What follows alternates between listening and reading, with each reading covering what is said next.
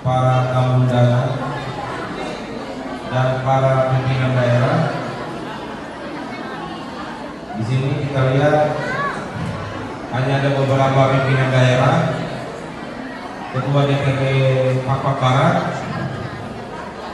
Bupati Dairi dan Papua Barat sudah tidak ada. Kami kira ini salah satu ciri-ciri bupati yang tidak tahan banting. Baru 2 jam sudah pulang. Kami berharap ini adalah momentum penting bagi masyarakat Papua Indonesia, karena dari momentum ini tadi sudah banyak yang bicara tentang harapan dan cita-cita ke depan untuk